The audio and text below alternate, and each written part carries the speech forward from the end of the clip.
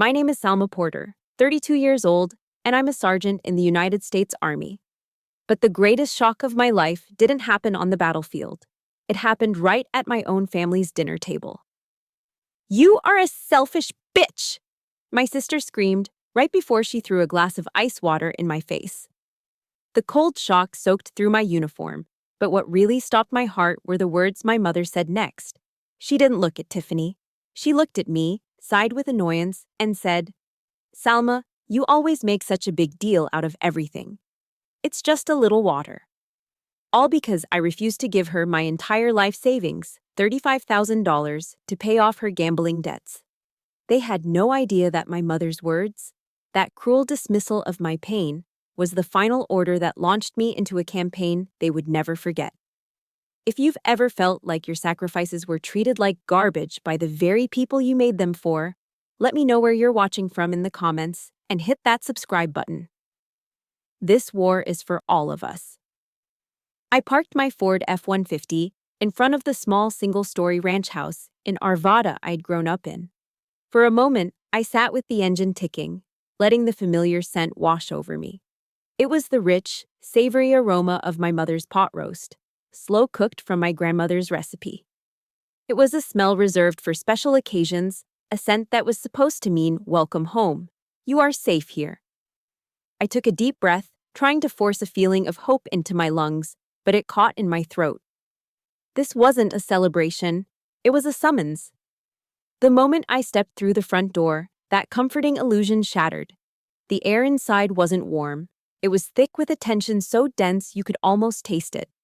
This was the specific atmosphere of a family bracing for impact. My sister, Tiffany, was already seated at the head of the oak dining table, a position she'd always claimed. Her acrylic nails, a garish shade of pink, tapped an impatient rhythm against the wood. Tap, tap, tap. It was the only sound in the room, a relentless beat that sounded like a countdown timer. My mother, Deborah, was a blur of motion in the kitchen, moving with a fake hustle, arranging things that were already in place. She polished an already gleaming spoon, shifted the salt and pepper shakers a quarter inch, all while avoiding my eyes, avoiding Tiffany's eyes, avoiding the conflict brewing in her home. She brought a bowl of mashed potatoes to the table, then a dish of buttered green beans, chattering about the unseasonably warm weather in a strained, cheerful voice. It was a cheap piece, a flimsy ceasefire before a battle I knew was inevitable. I just didn't know when the first shot would be fired. We hadn't even finished our first bites. Tiffany's fork clattered against her plate, a sharp, jarring sound. "Let's just cut the crap about the weather," she said, her voice dripping with challenge. "Salma, you know why you're here." Her eyes locked onto mine across the table, hard and demanding. She launched into a poorly constructed lie about a last-chance business opportunity, a pathetic disguise for her latest gambling losses from the casinos up in Black Hawk. Then came the number, dropped onto the table with the weight of an anchor. $35,000. I carefully placed my own fork down, lining it up perfectly beside my plate. I needed that small, precise act of control. "That's my deployment money," I replied, my voice as steady as a drill command. It was the money I'd earned in the dust and heat of Afghanistan, the money I'd set aside for a down payment on a small place of my own, a place of peace. "It's my future. I can't." Tiffany let out a bitter laugh, sharp as cracking ice. "Afghanistan again," she sneered, her lips curling. "You always use the army to act so high and mighty. You think you're better than us. The truth is, you're just selfish, Salma." My calm refusal was all the trigger she needed. "You are a selfish bitch," she roared, the sudden violence in her voice making me flinch. Pure, ugly rage twisted her features into a mask I barely recognized. The tall glass of iced lemonade on the table became her weapon. I saw it happen in horrifying slow motion. Her hand snatching the glass, the arc it made through the air between us. Then, the impact. The biting cold shocked my skin, the sharp edges of the ice cubes stinging my cheek and jaw before clattering onto my plate. The sticky liquid ran in cold streams down my neck, soaking the front of my Army service uniform, drenching the fabric right over the embroidered name tape that read, Porter. I didn't feel the cold. I felt exposed, violated, stripped bare in the one place I was supposed to be safe. She hadn't just thrown water at me. She had spit on every part of me that mattered. She had desecrated 10 years of service, of discipline, of sleepless nights. She had dishonored the memory of every soldier I'd ever served with, every friend who never made it home. My uniform, a symbol of my honor, was now stained because of my family's greed. The world seemed to stop. The only sound was Tiffany's heavy, triumphant breathing. My eyes shot to my mother. It was a reflex, a child's instinct. I was looking for my commander, my ally, the one person who was supposed to restore order. But Deborah didn't even look at Tiffany. She looked straight at me. Her eyes held no sympathy, no shock, no protective anger. There was only a profound weariness, a deep annoyance, as if I were the source of this disruption, as if my pain was an inconvenience. Then she fired the shot that killed the last shred of hope in my heart. "Salma, you always make such a big deal out of everything," she said, her voice flat and dismissive. "It's just a little water." Every word was a bullet, hitting me with physical force. They pierced the armor I'd so carefully built. She wasn't just excusing Tiffany, she was invalidating my reality, siding with the attacker and painting me as the one who was out of line. In that cold, clear moment of ultimate betrayal, I finally understood. I didn't have a family. I didn't have a home.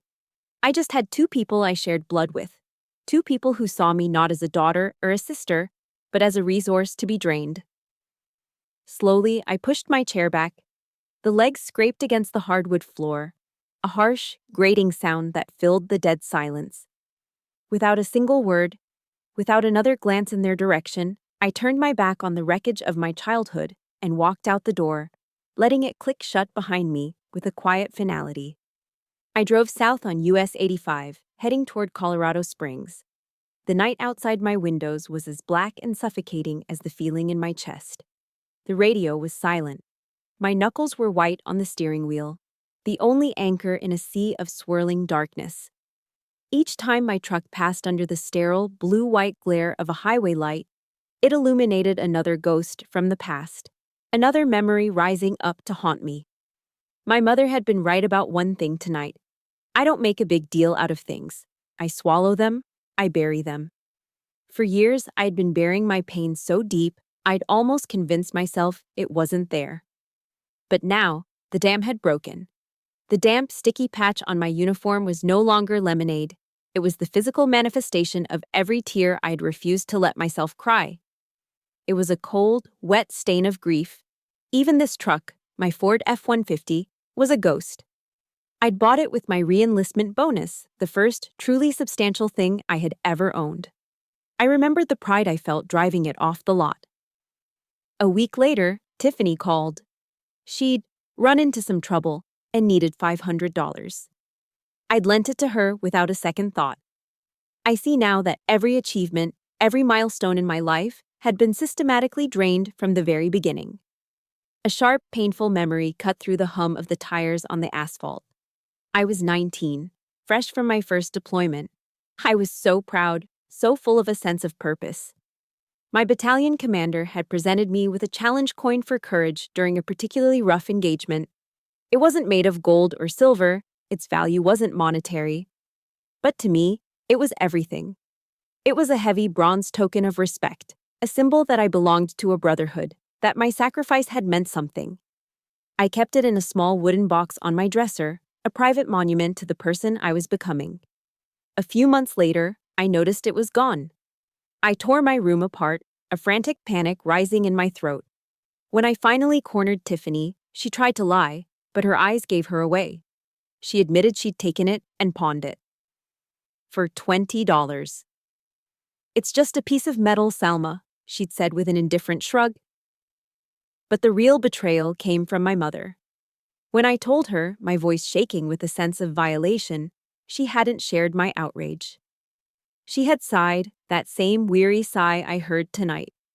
"Just let it go," she'd said, not even looking up from her magazine. "Your sister was just desperate. You'll have a lifetime to earn things like that." She didn't understand. It wasn't a thing. It was my honor, and she had just told me that my honor was worth less than my sister's desperation. Another ghost flickered into view under another highway lamp. This one was older, deeper. My grandfather had left me his stamp collection. It was his life's passion, bound in heavy leather albums, full of tiny, colorful paper squares from all over the world. He'd spent hours with me, telling me the stories behind each one. It was the most precious thing I owned. When I was 21, Tiffany announced she was going to rehab. She cried, swore she was ready to change, but the program was expensive. My parents sat me down. They talked about second chances, about family sticking together. So I sold the collection. I took the albums to a dealer and watched as he valued a lifetime of my grandfather's love in dollars and cents. I gave every last penny to Tiffany. 6 months later, I found a photo album she'd left at the house. Tucked in the back were pictures of her and her boyfriend, laughing, drinking cocktails by a glittering pool. The pictures were dated from the week she was supposedly in rehab. The location stamp said, Las Vegas, Nevada. My hands tightened on the wheel. The highway stretched on, an endless ribbon of asphalt and memory. The final ghost was the one that hurt the most, because it wasn't just my honor or my inheritance that was stolen. It was my future. My senior year of high school, I was selected for a prestigious youth internship program in Washington, D.C. It was my dream. I'd worked for months at a local sandwich shop, the smell of toasted bread and deli meat clinging to my clothes, saving every dollar. I had exactly $500, just enough for the trip. A week before I was supposed to leave, Tiffany got into a minor fender bender. She needed $500 to fix her bumper without telling the insurance. My parents called a family meeting. My father, a man who rarely raised his voice, explained that the family's reputation was at stake.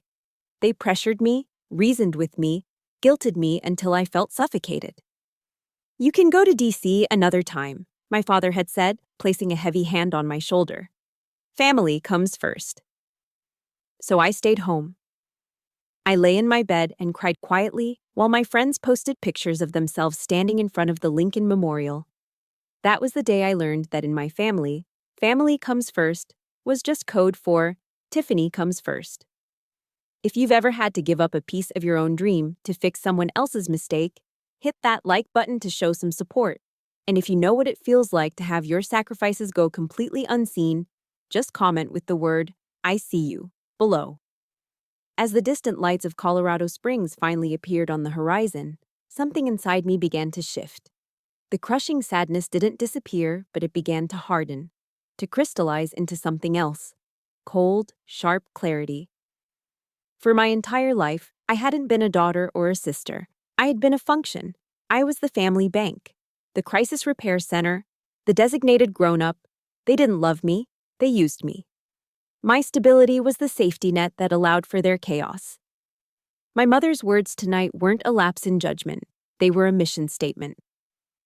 How long have I let this go on? I parked in a visitor spot outside Gregory Lane's apartment complex in Old Colorado City.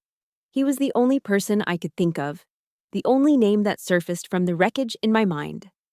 Greg and I had met during a joint training exercise years ago, and our friendship was forged in the quiet understanding that only exists between soldiers.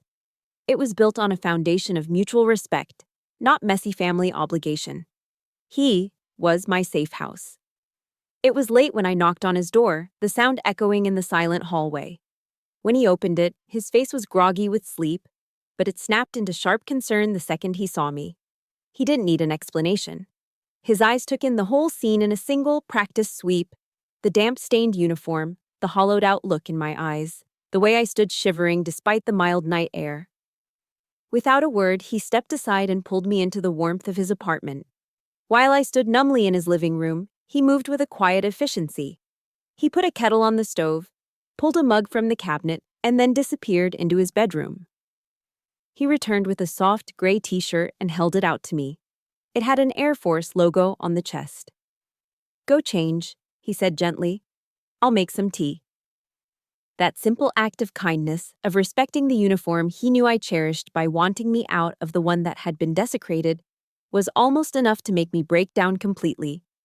He handed me a steaming mug of chamomile tea, and its warmth seeped into my frozen fingers. I sank into the worn leather of his sofa, the first moment of safety I'd felt all night.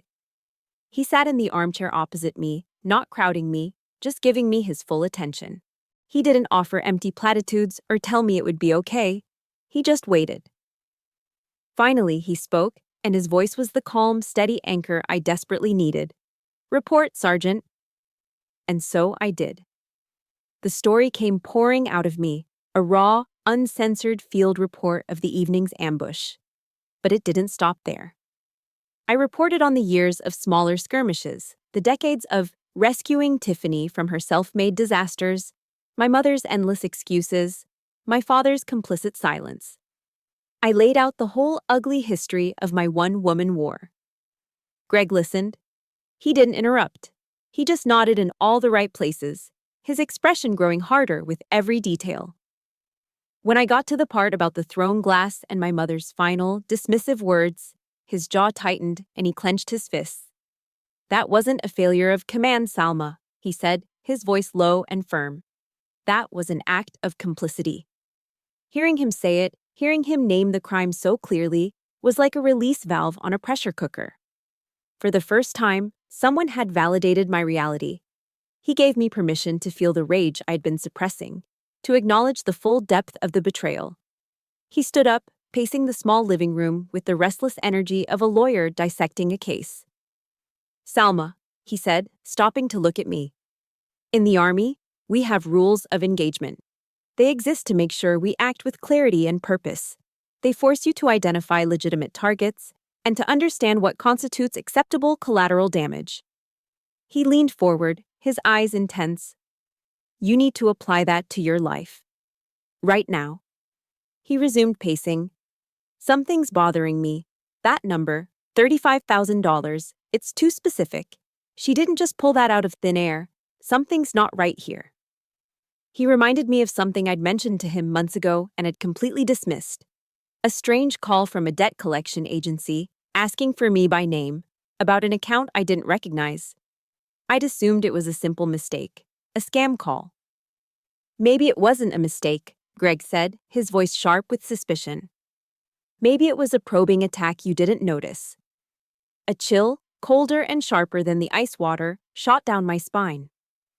Greg, with his trained legal mind, saw a tactical threat where I had only seen emotional chaos.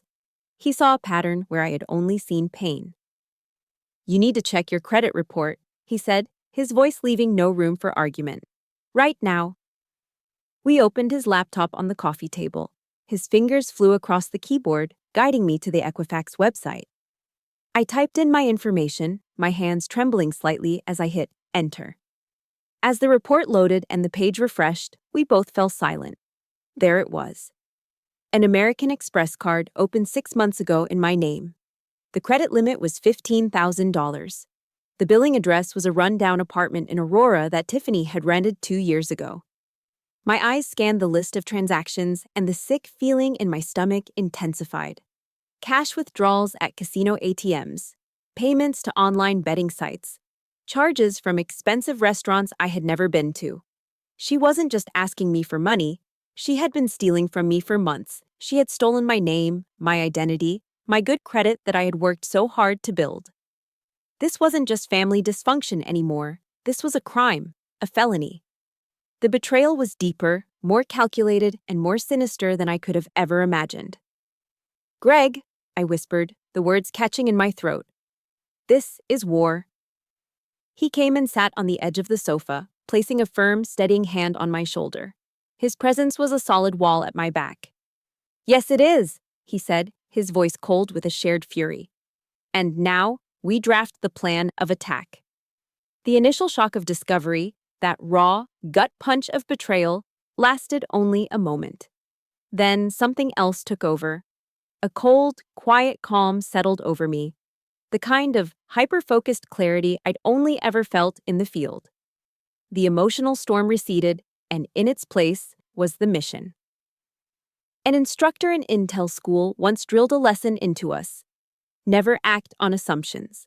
Act only on verified intelligence. That voice was in my head now. My new commanding officer. Gregory's apartment became our tactical operations center. We cleared the coffee table of magazines and coasters, replacing them with his laptop, a portable printer, and stacks of clean white paper. We didn't sleep that night. Fueled by black coffee, Greg drew up a list of intelligence targets on a legal pad. My bank statements for the last 12 months, credit reports from all three major bureaus, Equifax, Experian, and TransUnion, and a complete history of my text messages with Tiffany. We need to build an undeniable timeline, he said, his voice low and focused. Every lie she told you, every request for money, has to be cross-referenced with a financial transaction. We leave no room for doubt. I nodded, the broken-hearted daughter already fading, replaced by the sergeant. This was no longer a family drama. This was an intelligence-gathering operation, and I would execute it with absolute precision. The next morning, the campaign began. The first calls were to my bank and the fraud departments of the credit card companies. I spent hours on hold, listening to terrible synthesized music, navigating automated phone trees, and repeating my story to a dozen different agents. Each call was its own small battle, demanding a reserve of patience I didn't know I had. I was calm, polite, but firm. I was a soldier on a mission. As the first encrypted emails containing the PDF statements began to arrive, I printed them out. Page after page, I went through the transactions, a bright yellow highlighter in my hand. With each swipe of the marker, the picture of Tiffany's secret life became clearer, and it was uglier than I could have imagined. It wasn't just one fraudulent credit card. It was 3, and a personal loan, all in my name. She hadn't just been bleeding me dry with her constant requests for cash. She had built an entire empire of debt on the foundation of my identity.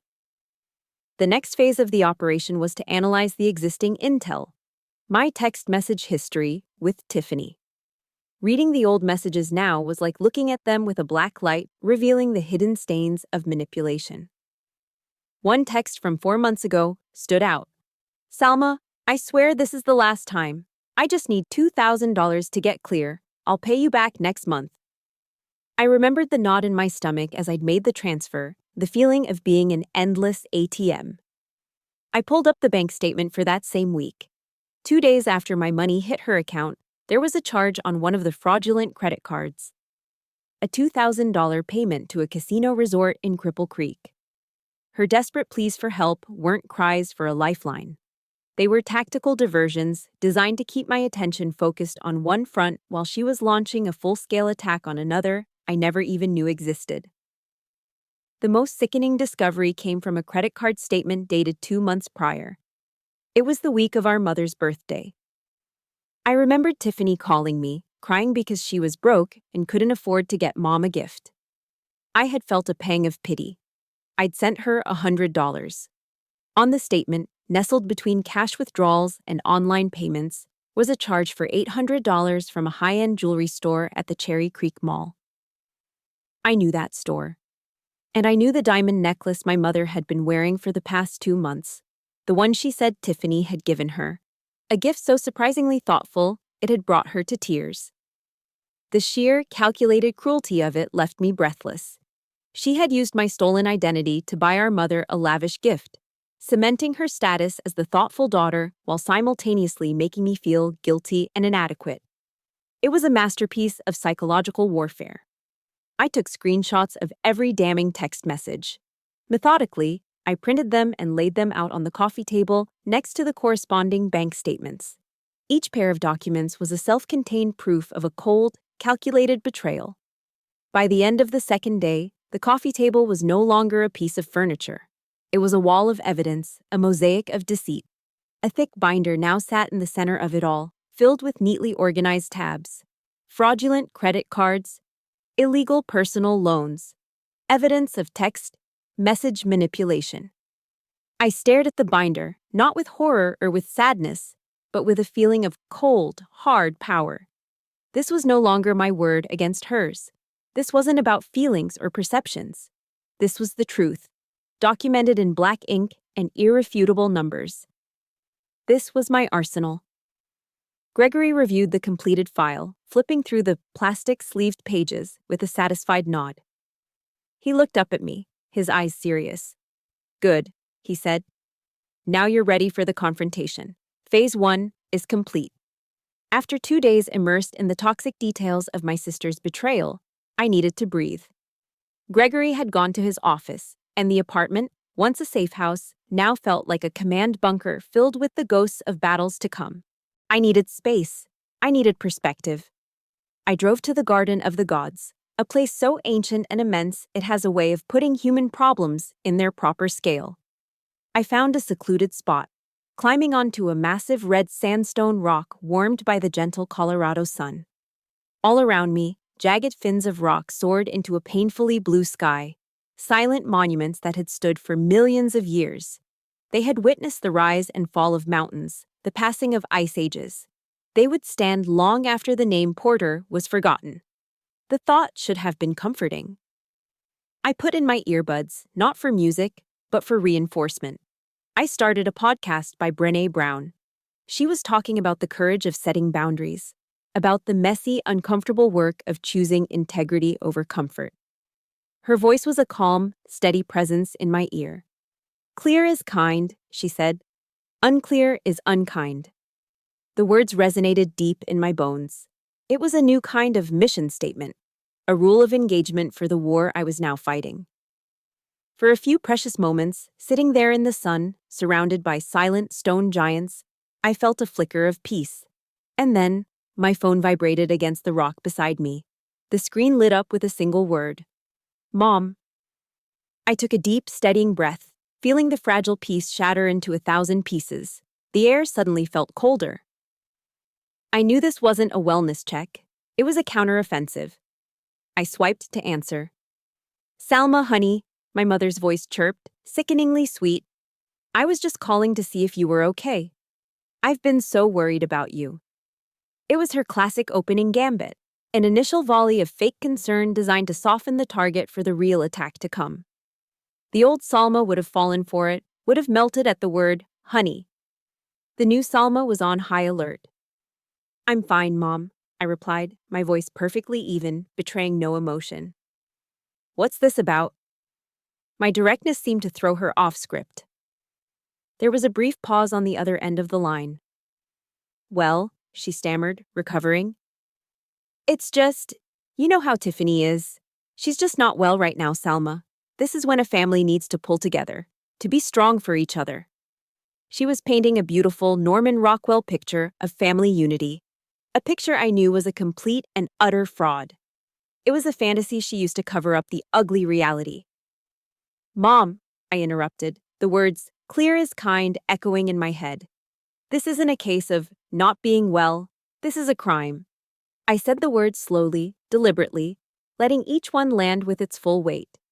She opened 3 fraudulent credit cards and took out a personal loan in my name. That is identity fraud. It's a felony. I heard her sharp intake of breath. Silence. I had just lobbed a flashbang grenade of pure, undeniable fact into the fog of her denial. And then, the defenses went up. "Oh, don't use such ugly, heavy words," she chided, her tone shifting from sweet to condescending. "I'm sure it's all just a big misunderstanding. Your sister would never—" She couldn't even finish the sentence because we both knew it was a lie. Her voice trailed off, but she quickly found a new line of attack. "I knew she was in a bit of trouble a few weeks ago," she admitted, her voice dropping. "She told me things were tight. I was hoping you could just help her sort it out quietly, like you always do." There it was, the quiet confession of her complicity. She had known.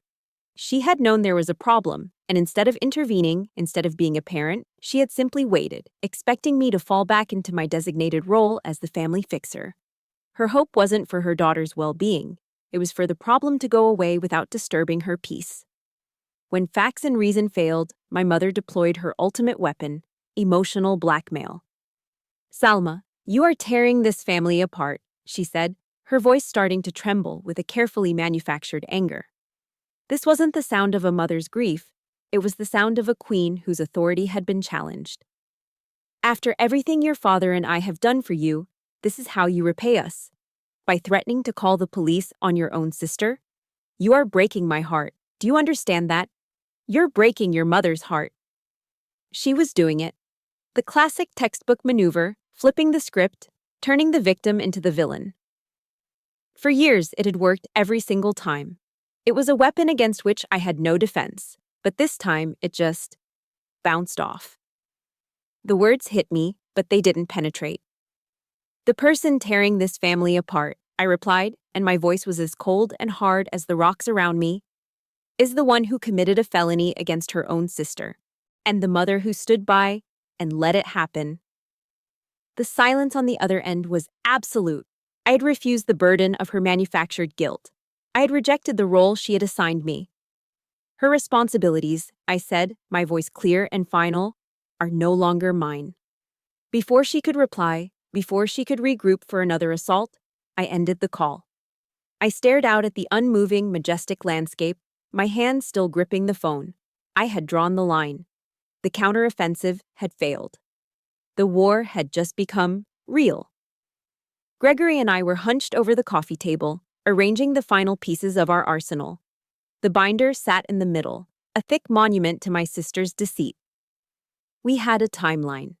We had proof. For the first time in days, I felt the solid ground of control beneath my feet. We were in the final stages of planning, and the cold, focused calm of the mission had completely taken over. Then, the mail arrived. The mail carrier dropping the small bundle of letters through the slot in Gregory's front door was an ordinary, everyday sound. But among the bills and junk mail was a plain brown envelope, addressed to me at my parents' house and forwarded from there. The return address was a pawn shop in a suburb on the east side of Denver. My heart began to beat a little faster, a low, nervous drum against my ribs. My hands felt cold as I tore it open. Inside was a single, formally typed page. It was an official notice informing me that an item pawned under my name was approaching its final date for repayment. But it wasn't my name in the signature line of the pawn ticket. The name listed as the seller was Tiffany Porter. My breath caught in my throat. My eyes scanned down the page, searching for the description of the item. And then I saw it. The words seemed to lift off the page, black and venomous. Item description: 1 pair of silver military-issue dog tags, engraved with the name David Porter. My father. They were my father's dog tags. The tags he wore in Vietnam. The tags that had rested against his chest for 20 years of his life. The tags that I had held in my hand at his funeral 5 years ago after the heart attack took him from us. They were the only thing of his I had kept. The only piece of him I had left. The world went silent. The neatly stacked papers on the table, the quiet hum of the refrigerator, Gregory's voice, it all faded into a dull, distant roar. Salma? What is it? What's wrong? I couldn't answer. I couldn't form words. My body had gone rigid, my blood turning to ice in my veins. All I could do was raise a trembling hand and point at the paper. In that single, sickening moment, every bit of my calm, my strategic planning, my military discipline, shattered into a million pieces. It didn't just break, it vaporized. All that was left was a raw, primal rage, a white-hot volcanic fury that erupted from the deepest part of my soul. She had dared. After everything, the money, the lies, the fraud, she had dared to touch them. She had dared to put her hands on the one thing in my life that was sacred. I snatched my truck keys from the counter and bolted for the door. Gregory was on his feet, calling after me. Salma, wait! What's the plan? There is no plan, I screamed back, my voice a raw, ragged tear in the quiet afternoon as I pounded down the apartment stairs. This is annihilation. The 45-minute drive from Colorado Springs to Denver passed in a red-tinted blur. I don't remember the traffic. I don't remember the turns. My foot was welded to the accelerator, the truck eating up the miles on I-25. My mind was consumed by a single, repeating, violating image. Tiffany's hands, her grimy, money-grubbing, gambling hands, closing around the cool silver of my father's dog tags. Her taking that sacred memory and trading it for a handful of dirty cash. I didn't knock. I didn't ring the bell. I hit the front door with my shoulder, the cheap wood splintering around the lock as it burst inward. Tiffany and my mother were sitting on the sofa in the living room, watching some daytime TV show. They both jumped, their faces masks of shock and fear. "What did you do?" I roared, my voice raw and hoarse, a sound I didn't recognize as my own. I stalked toward them and threw the crumpled letter from the pawn shop onto the coffee table in front of them. "Dad's dog tags," I growled, leaning over the table, my hands braced on the wood. "How much did you get for them, Tiffany? $50? 100? What is the price of our father's memory?" She stared at me, her mouth opening and closing like a fish, her eyes wide with panic. I don't know what you're talking about." "Don't you lie to me," I screamed, and the force of my own voice seemed to shake the pictures on the wall. "Your name is right there. You stole them from my room. You sold the last piece of my father I had left on this earth." My mother tried to intervene, her voice a weak, placating murmur. "Salma, honey, calm down." "No."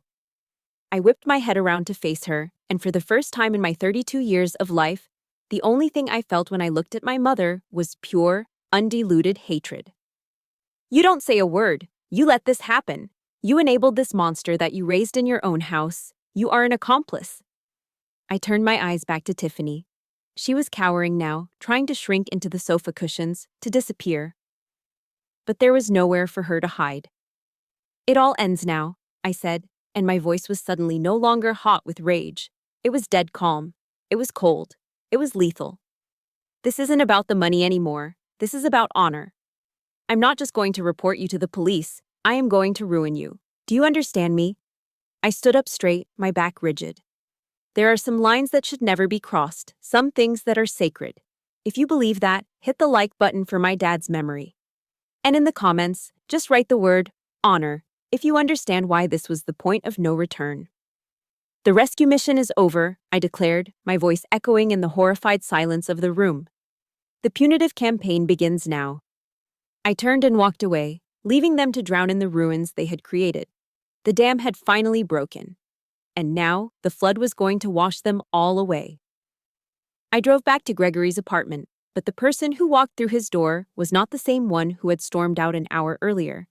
The explosive, chaotic rage had burned itself out, and what was left in its place was something far more dangerous: a cold, hard, and perfectly clear sense of purpose.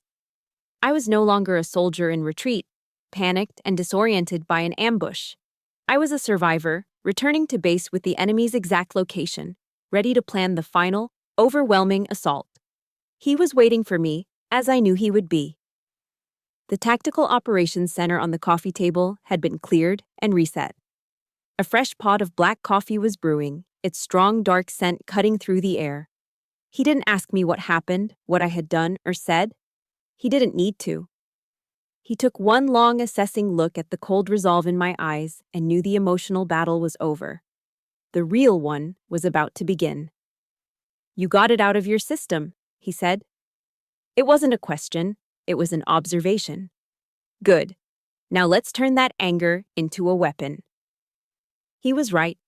The emotional explosion had been a necessary purge, a violent clearing of the emotional battlefield inside my own head. It had cauterized the wound, leaving behind a clean, hard scar. All the doubt, the fear, the toxic, lingering hope for a family that never truly existed. It was all gone, burned away in the fire of my fury. "I need your help, Greg," I said, and my voice was steady and firm, with none of the trembling it had held just hours before. "Not just as my friend, I'm retaining you as my lawyer." A slow, serious smile spread across Gregory's face. It was a smile of respect, of readiness. He nodded once, a sharp, definitive gesture. "I was waiting for you to say that," he said. "Let's get to work." He rolled a small whiteboard out from a corner of his living room, the wheels squeaking softly on the hardwood floor. With a black dry erase marker, he drew a firm line down the middle, creating 2 columns. "Okay, Sergeant Porter," he began, his tone shifting seamlessly from friend to legal counsel, a former JAG officer preparing his case. Here's our two-pronged plan of attack. He pointed a finger at the first column. Prong 1, the civil assault. We go on the offensive with the financial institutions. We file fraud affidavits with every credit bureau and bank. We freeze every single account she opened in your name, effective immediately. Then, we draft and send Tiffany a formal legal demand letter, laying out every single debt in excruciating detail, demanding full and immediate restitution. The objective here, he explained, is to contain the financial damage, scrub your record clean, and recover every last cent she stole from you. He paused, letting the weight of the plan sink in, then tapped the second column with the marker. Prong 2, the criminal deterrent. We will compile our entire dossier, every statement, every text, every piece of evidence, into a complete, undeniable package for the district attorney's office. He turned from the board and looked me straight in the eye, his voice low and serious. Identity theft over $20,000 is a Class 3 felony in the state of Colorado, Salma. That carries a presumptive sentence of 2 to 4 years in state prison. The words state prison hung in the air between us, heavy and real. This was no longer a messy family dispute to be argued over pot roast. This was the law. This was the system. And for the first time in my life, that system was going to be my weapon, not my burden. The validation was a powerful, fortifying force. My pain wasn't just a feeling in my head anymore, it was a prosecutable offense. As General Patton said, Gregory remarked with a grim smile, a good plan, violently executed now, is better than a perfect plan next week. We dove into the work. The rest of the evening was a blur of focused energy. We drafted the legal documents, Gregory citing statutes and legal precedents while I provided the specific dates, times, and details of Tiffany's long campaign of theft. We crafted letters to the banks written in sharp, unforgiving legalese that left no room for interpretation. We composed the official police report, a cold, chronological narrative of the betrayal, stripped of all emotion. The next morning, I had a mission of my own to conduct, alone. I drove to the pawn shop on the east side of Denver, the crumpled notice from my mail tucked in my pocket. I walked into the dimly lit room, the air thick with the smell of dust, desperation, and old regrets. I paid the clerk the $100 Tiffany had gotten for my father's memory. He retrieved a small plastic bag from a back room and placed the dog tags in my hand. Feeling their familiar weight, the cool metal scored with the tiny scratches of a life well lived, I didn't feel the sting of grief anymore. I felt a surge of pure, unadulterated strength. This sacred artifact was no longer a symbol of my loss. It was now a symbol of my war. I took a clear, detailed photo of the tags with my phone, the image sharp and undeniable. They would be Exhibit A in our dossier. Back at the apartment, Gregory reviewed our now complete file. There's one last step, he said, closing the binder. We give them one chance to surrender unconditionally. Before we file the report with the police, we confront them. Both of them. Together. I looked at him, a question in my eyes. He held up a hand. This isn't about mercy, Salma. It's about strategy. A cornered enemy is a predictable one. We need a confession. Or, at the very least, we need their guilty silence witnessed by an officer of the court, me. It will make your case legally airtight, undeniable. I understood. I picked up my phone and dialed my mother's number. My hand was perfectly steady. When she answered, her voice was wary, cautious. My own voice was calm, detached, and utterly devoid of emotion. It was the voice of a commander issuing an order. I am informing you that my lawyer and I will be at the house tomorrow evening at 7 o'clock to discuss the legal ramifications of Tiffany's actions. Ensure she is present. There was a sputtering protest on the other end, a frantic attempt to negotiate, but I spoke over her, my words cutting through her denial like steel. This is not a request. It was an order. The final battle had been scheduled. Promptly at 7 p.m., we arrived at the house in Arvada. I wasn't wearing my uniform. I had chosen my outfit with tactical precision. A sharp, dark, gray business suit, a crisp white shirt. My hair was pulled back in a severe professional bun. This was the arrival of a new woman, not the dutiful daughter they thought they knew. Gregory was beside me, clad in a lawyer's armor, a perfectly tailored navy suit, his leather briefcase held firmly in his hand. That briefcase was our arsenal. We didn't enter as children returning home. We entered as officers of the court, agents of a consequence they had set in motion long ago. They were waiting for us on the living room sofa, exactly as I'd pictured. They looked small and anxious, dwarfed by the impending confrontation. The television was off, the silence in the room thick and heavy. There were no greetings, no hollow pleasantries. Gregory and I moved to the armchair opposite them, a deliberate move that framed the encounter as an interrogation. He placed his briefcase on the coffee table that separated us, the sound of the leather hitting the wood a dry, final thud. It established a clear, uncrossable border. "Thank you for seeing us," Gregory began, his voice calm, measured, but carrying an unmistakable weight of authority. "We're here to discuss the resolution of Sergeant Porter's civil and criminal complaints against Ms. Tiffany Porter." I remained silent, letting him lead the charge. This was his battlefield.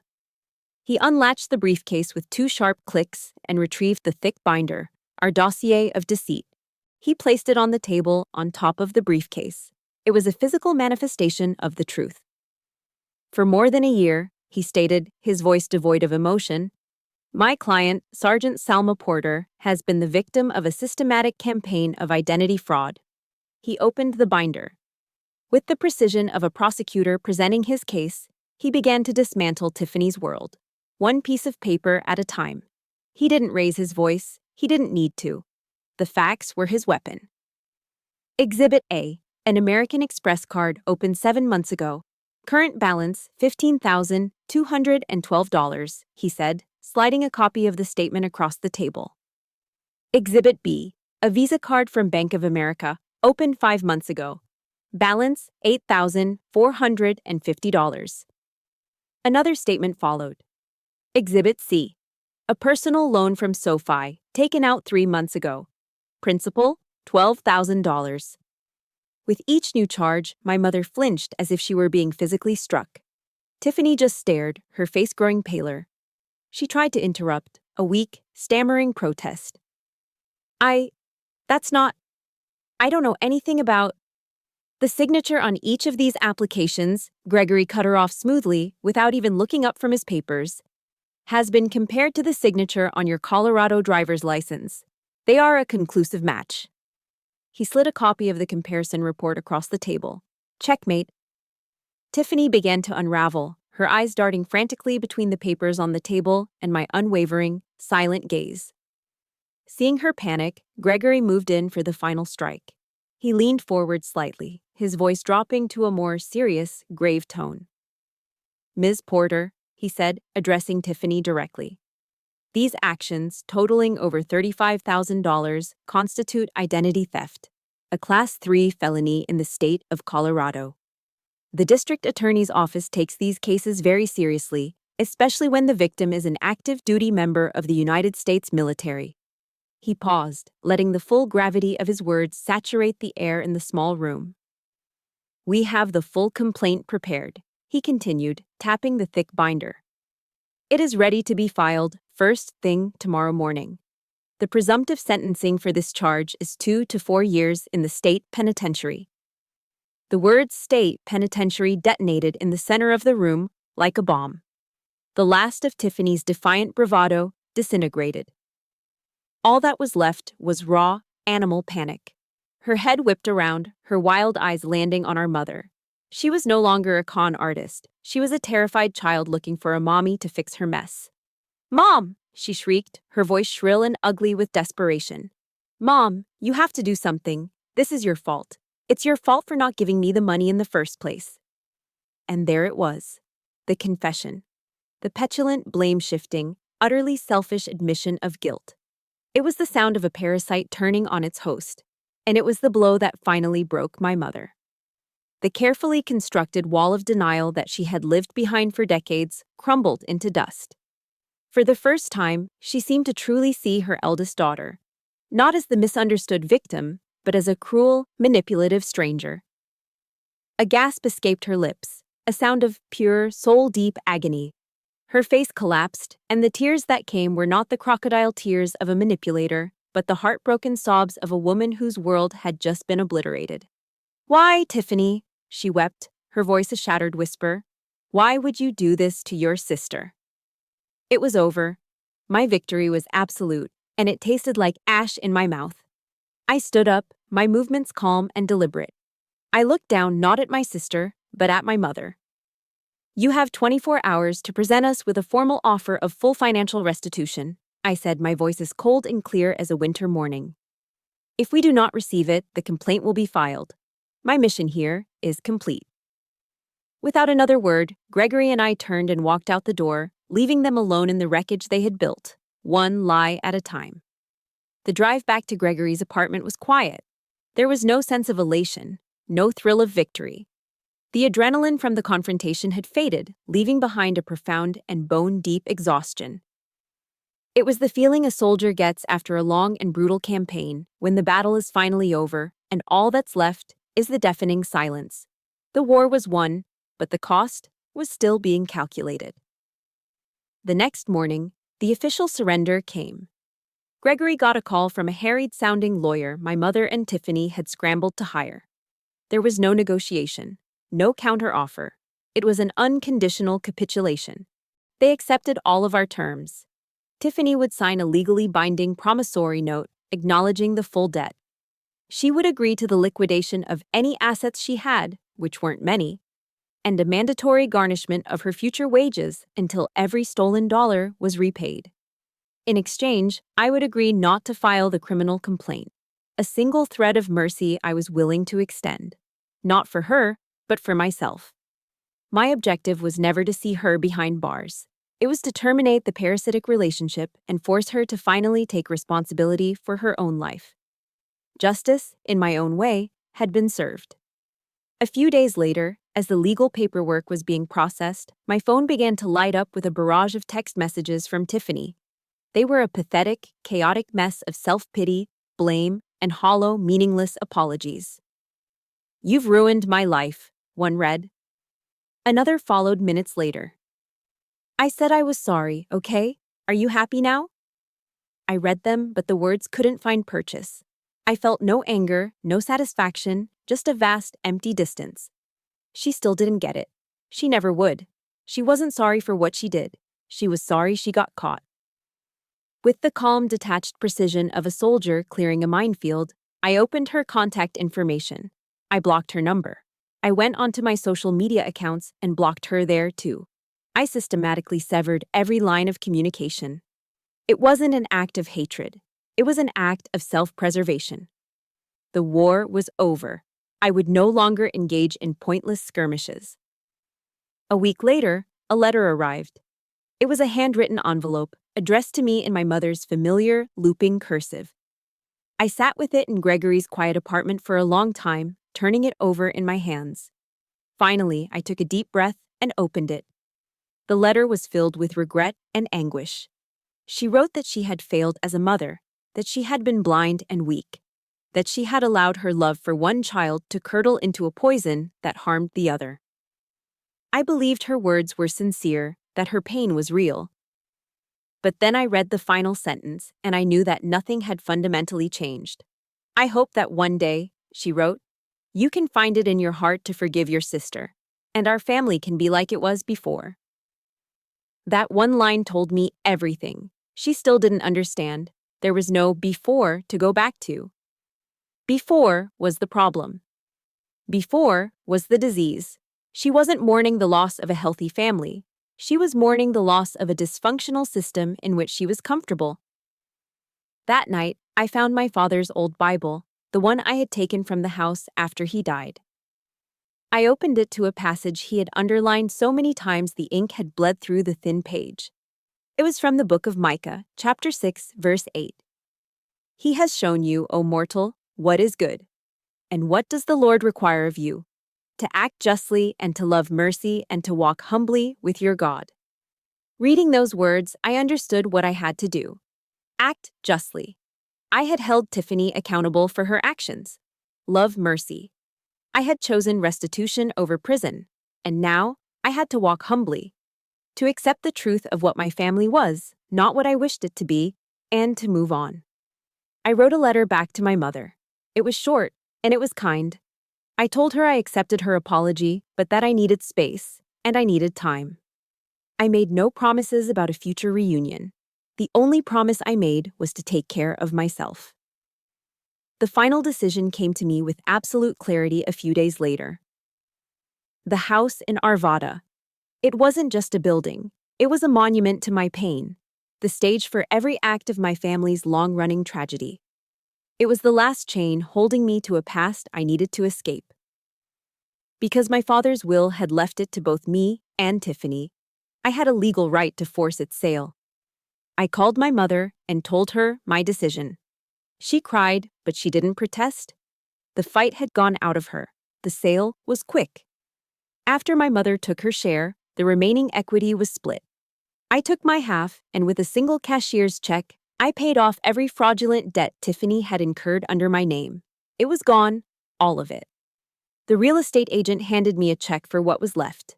I stood on the sidewalk, holding that piece of paper in my hand. It wasn't a fortune, but it was mine, untouched, unclaimed. I had severed the final shackle. No more debt, no more obligations, no more entanglements.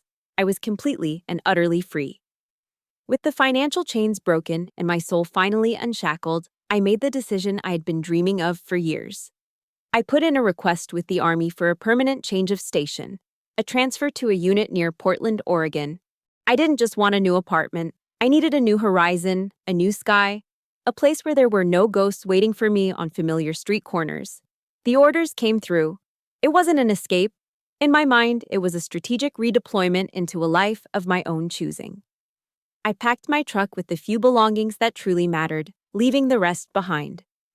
As I drove west on I-80, crossing the border out of Colorado, I watched the jagged, familiar peaks of the Rocky Mountains shrink in my rearview mirror until they were just a faint, blue line against the sky. I felt no sadness, no lingering sense of loss. All I felt was a quiet, profound gratitude. That brutal, ugly war I had fought in the shadow of those mountains, the war that had nearly destroyed me, had also forged me into someone new.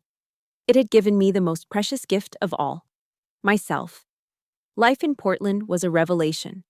It was the clean, damp smell of pine and rain in the air, the lush, overwhelming green of the trees, the soft gray light that seemed to encourage introspection. But most importantly, it was the gift of anonymity. Here, I wasn't Salma, the problem solver. I wasn't Salma, the family ATM. I was just Salma, a sergeant in the U.S. Army, a woman who enjoyed hiking on the weekends and finding the best cup of coffee in the city. I was a blank slate, but a soldier is defined by her mission. Without one, there is a void. To find that sense of purpose again, a purpose that was truly my own, I signed up to volunteer with Team Rubicon. It was everything I needed. On weekends, I would put on the organization's gray t-shirt and join teams of other veterans, deploying to small towns in Oregon and Washington that had been ravaged by wildfires. We weren't armed with rifles. We were armed with chainsaws, shovels, and sledgehammers. We helped families sift through the ashes of their homes, looking for wedding rings and photo albums. We cleared away blackened, fallen trees to make way for new growth. Out there, covered in soot and sweat, working alongside men and women who understood the language of service, I found the meaning of my own story. We weren't a collection of broken soldiers. We were a highly skilled, disciplined unit, turning our past experiences with destruction into a powerful force for healing and rebuilding. We were bringing order to the chaos, not with violence, but with our own two hands. I was serving again, but this time, the mission was creation. 6 months after I moved, I got a call from Gregory. "So, funny thing," he said, and I could hear the smile in his voice. "My firm has a branch office in Portland, and it turns out they have an opening for a lawyer specializing in Veterans Affairs." He moved 2 months later. Our friendship, the one that had been forged in the crucible of my personal war, slowly and naturally blossomed into something deeper, something quieter and more profound. We spent our weekends exploring the city. We walked for hours along the green banks of the Willamette River, the water flowing steadily out to sea, talking about everything and nothing. He never tried to fix me. He never treated me like I was fragile. He simply walked beside me, a solid, dependable presence, his quiet strength a mirror of my own. He had seen me at my absolute worst, in the depths of my rage and despair, and he hadn't flinched. He had just offered me a clean t-shirt and a cup of tea. He was living proof that the family you choose, the one built on a foundation of mutual respect and unwavering trust, is the only one that truly matters. One quiet evening, I was sitting on the small balcony of my new apartment, looking out at the glittering lights of the city spread out below me. I had a new, clean journal open on my lap. I wasn't writing damage reports anymore. I was writing down the lessons I had learned. On the very first page, I wrote out my new philosophy, a new set of rules of engagement for the rest of my life. Your highest loyalty, I wrote, is not to the unit you were born into, but to the principles that allow you to survive with honor. Sometimes the most courageous act a soldier can perform is not to fight to the bitter end. It's to execute a strategic retreat in order to win the larger war, the war for your own peace. I closed the journal and looked out at the city, at the life I had built for myself. I had found it. Peace. Mission accomplished. My war on the home front is over, but I know many of you might still be in the middle of your own quiet battles or just beginning to heal from them. The battlefield might be different. A difficult phone call, a holiday dinner, an unfair decision. But the fight for your own peace is the most important mission you will ever have. If my story resonated with you, I want you to know that you are not alone, and your peace is worth fighting for. In the comments below, please share one small step you've taken this week to reclaim your own peace. It could be as simple as saying no or taking a walk by yourself. Your stories give me strength. Thank you for listening. If you want to join our community and hear more stories about finding strength in adversity, please hit the like button and subscribe to the channel. You are part of this unit now.